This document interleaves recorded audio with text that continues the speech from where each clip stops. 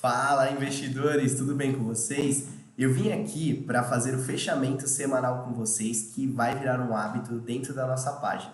Então vocês vão receber todas as sexta-feira à noite ou sábado de manhã um fechamento semanal explicando todos os fatos que movimentaram o mercado durante a semana. Isso é muito bom porque entra muita volatilidade ou às vezes a gente não tem volatilidade e nós precisamos entender quais foram os motivos que chegaram a esse ponto. Por exemplo, essa semana foi uma semana muito conturbada, onde praticamente depois de terça-feira, todos os dias tivemos notícias que impactaram o mercado e esse vai ser a importância do fechamento semanal. Nós entendermos o que aconteceu e nós também vamos fazer todo domingo um preparativo para a semana. Então também já anotem na agenda de vocês que esses vão ser praticamente os dois indicativos, dois drivers aí que nós vamos estar disponibilizando para vocês se prepararem para o mercado. Então, vídeos novos no sábado de manhã e na sexta-feira, desculpa, e no domingo à noite, tá? E durante a semana também, nós vamos fazer todas as terças e quintas conteúdos educacionais, liberando para vocês gratuitamente aí no canal do YouTube.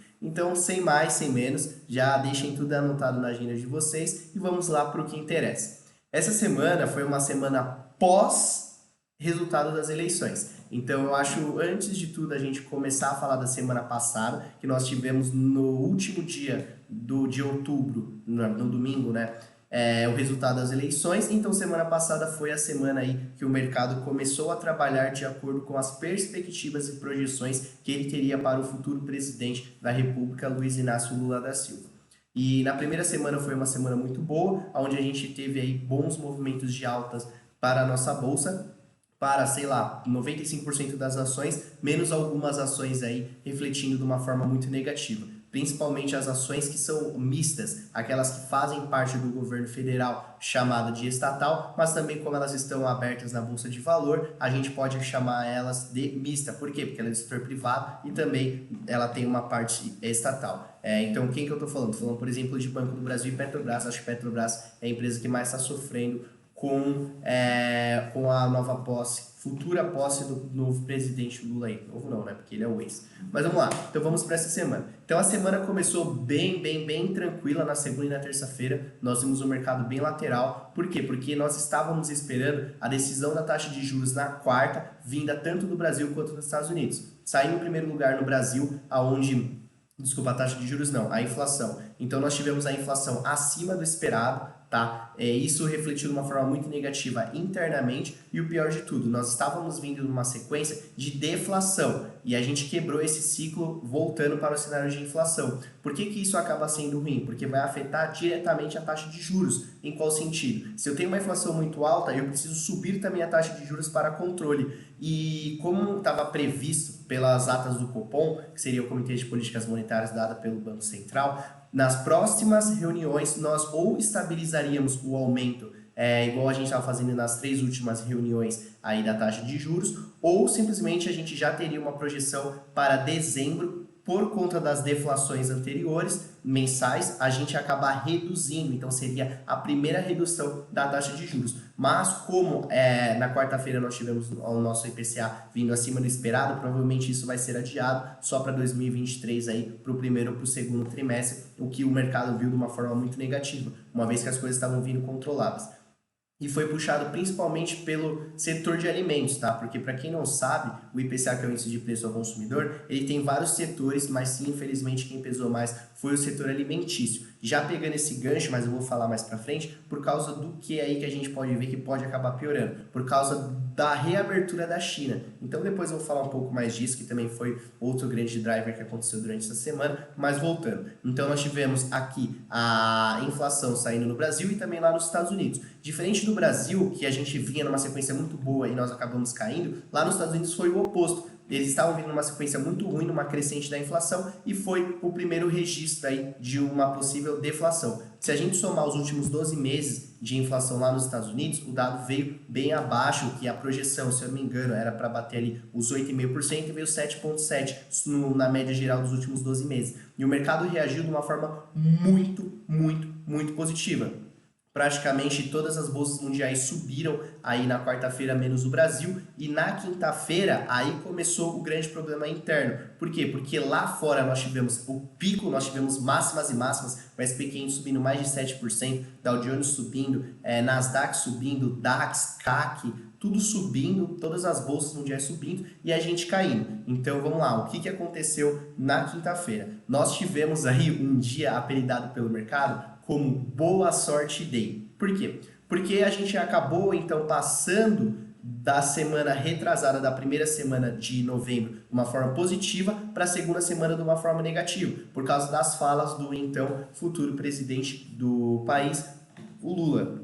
Ele acabou trazendo muitos pontos a serem discutidos, como, por exemplo, uma PEC, que seria uma emenda constitucional, para fazer a transição da sua candidatura. Por quê? Porque existe lá um limite, ali um teto de gastos, mas como ele vai querer criar mais 3 novos ministérios, ele fez muitas promessas nas suas campanhas, e já falando dessas promessas, para ele cumprir todas as promessas que ele fez, teoricamente de 14 dias ele ia ter que bater uma meta. Então é uma coisa muito, muito agressiva. Ele trouxe várias pessoas ali para compor os ministérios. E o que aconteceu? O mercado esperava que as pessoas que ele fosse colocar seriam pessoas técnicas. Por exemplo, para o ministro da Fazenda, o que o mercado cogitava seria o Henrique Meirelles. Mas infelizmente isso não aconteceu. O Henrique Meirelles aí falou que não vai fazer parte disso, porque é uma coisa praticamente inviável, não tem como, não é sustentável, e ele desejou a todos os investidores boa sorte. Isso fez a nossa bolsa chegar a cair 4%,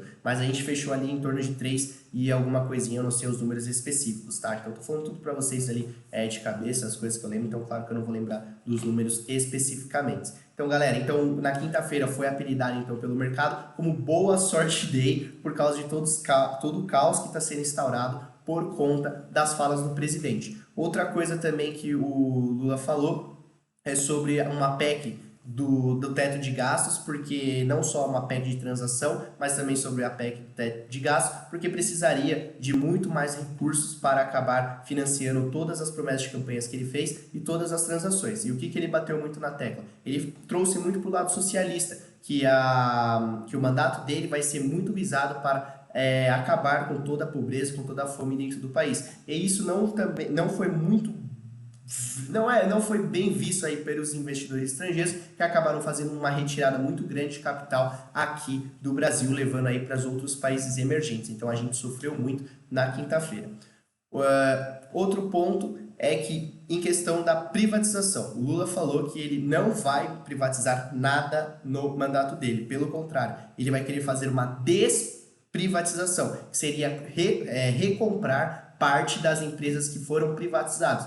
Como, por exemplo, na Petrobras. Teve algumas partes da Petrobras que foi vendida. Ele vai querer recomprar, que seria o caso de algumas refinarias, para estatizar todas. Isso está fazendo cada vez Petrobras cair mais. Mas hoje, graças a Deus, sexta-feira, ela acabou fechando no cenário de alta. Foi uma alta bem positiva. Depois a gente faz um giro geral aí pelo mercado. Tá bom? Então, praticamente foram essas as coisas que movimentaram o mercado na quarta e na quinta-feira. Também, na quinta-feira, o que nós tivemos?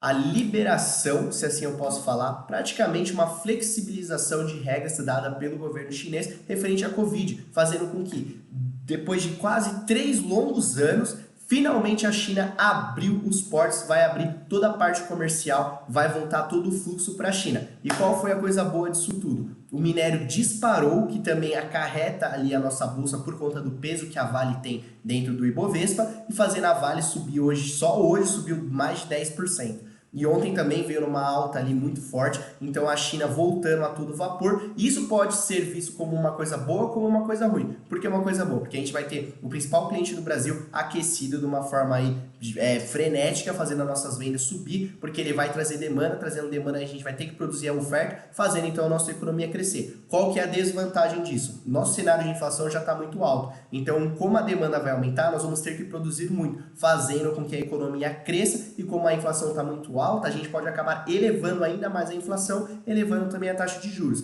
Então, vamos lá, isso pode ser visto muito bom ou pode ser visto de uma forma muito ruim. Por quê? Quem que vai ser o novo ministro da Economia? Quem que vai ser ali os indicados, as novas cadeiras que vai rolar nos novos ministérios? Vai ter que saber lidar com isso. Então precisa ser uma pessoa técnica. E já, por exemplo, uma pessoa muito cogitada, que era o Henrique Meirelles, para assumir o Ministério da Fazenda, porque ele é uma pessoa técnica, não vai ser, aí acaba trazendo problemas. Por quê? Porque a projeção é que também para os outros cargos não vai ser uma pessoa técnica, vai ser simplesmente por uma questão de afinidade. Beleza, galera? E antes que eu esqueça também, já vamos mudar um pouco falando sobre criptomoedas. Nós tivemos aí mais uma gigantesca quebrando. E também, eu não sei o nome do dono dela, do fundador, foi a maior perda de fortuna durante 4 dias da história. O cara perdeu mais de 20 bilhões de dólares aí, o ex-dono, né, porque agora quebrou, o ex-dono da corretora FTX, que era a segunda maior corretora de criptomoedas do mundo. A primeira é a Binance e essa foi a segunda. A Binance chegou até a fazer ali uma oferta voltada com contratos futuros para compra, mas viu que o negócio não era viável porque só tinha prejuízo, acabou retirando a sua proposta e fez de vez a FTX quebrar, levando o mercado das criptos lá para baixo, derretendo tudo, mostrando como é volátil, como é inseguro esse mundo das criptomoedas. Por isso que eu peço sempre para vocês estudarem bastante, ter a maior cautela, diversificar, porque é a melhor forma de proteger aí o seu capital. Também, na quarta-feira, nós tivemos as eleições do Senado americano entre os republicanos e os democratas, mas ainda não tivemos resultados, então o mercado está aguardando isso daí de uma forma bem bacana. E por último, galera, vamos fazer aí um giro geral sobre o mercado de ações, o que aconteceu durante essa semana, porque como vocês sabem, nós estamos no calendário, né, na agenda de demonstração de resultados. E, infelizmente, nós tivemos grandes empresas trazendo grandes prejuízos, mas também tivemos algumas empresas trazendo números bem legais. A principal que mais chamou a atenção do mercado financeiro essa semana foi a demonstração de resultado de Bradesco, que veio com prejuízo, um rombo gigantesco, fazendo com que a ação se desvalorizasse mais de 20%. Desvalorizasse mais de 10% em um único dia. Essa foi a maior queda durante os últimos 20 anos de Bradesco, galera. Então, só para vocês terem aí uma noção do que está acontecendo. Deixa eu abrir aqui Bradesco, BBDC.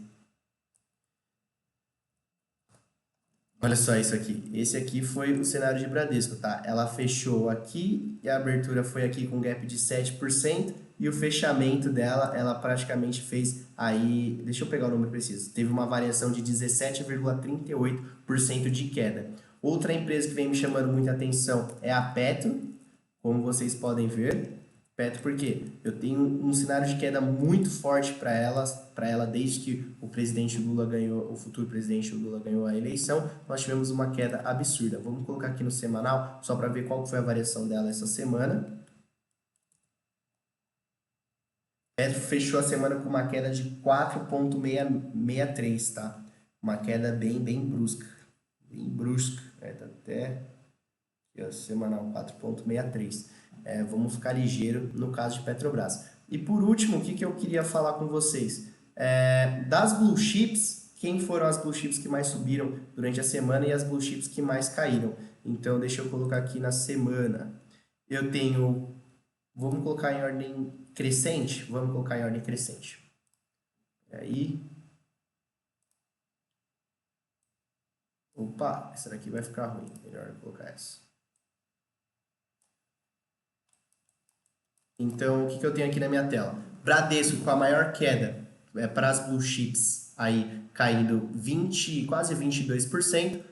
B3 caindo 19,36%, quase também 20%. Itaú, mesmo com resultado bacana, ele não veio numa semana muito boa, eu acredito que puxado por Bradesco, pelas expectativas criadas pelos investidores do setor bancário na demonstração de resultado. Depois eu tenho o Petro caindo 4% essa semana, foi uma semana mais leve, já que no mês ela está caindo 9,46%.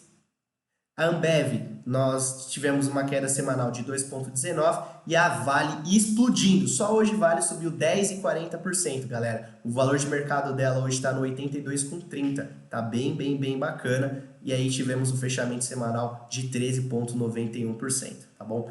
Galera, eu espero que vocês tenham gostado desse fechamento aí semanal. Nós vamos fazer agora esse fechamento de uma forma recorrente. Praticamente todas tem que ser, né? Ou sexta-noite ou sábado de manhã. Eu acho que sábado de manhã é mais viável, que tá todo mundo relaxado. A gente consegue fazer um panorama geral. Lembrando, amanhã, domingo, nós vamos ter o pré-marketing para a semana com o nosso professor Leandro, onde vocês vão ter aí o calendário das empresas, vão ter a agenda econômica, os principais eventos, os principais drivers que vão trazer o movimento para a semana. Então é muito legal a gente já se preparar, porque a boa informação é a melhor ferramenta do trader. E não só isso, nós também vamos fazer aí com vocês um estudo das ações que podem dar um sinal de compra ou um sinal de venda, fazendo praticamente uma carteira de recomendação através da análise gráfica. Então, galera, eu espero que vocês tenham gostado do fechamento de hoje. Já se preparam para amanhã à noite. Eu acredito que por volta ali das 6, 7 horas no máximo já vai ser postado o vídeo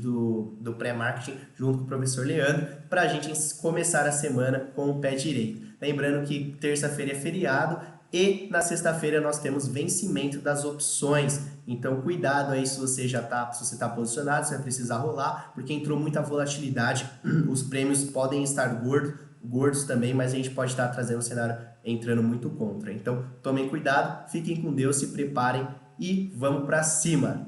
Não esquece de deixar o like e seguir, compartilhem com os amigos, que essa é uma forma que ajuda a alcançar mais pessoas. Vambora, galera!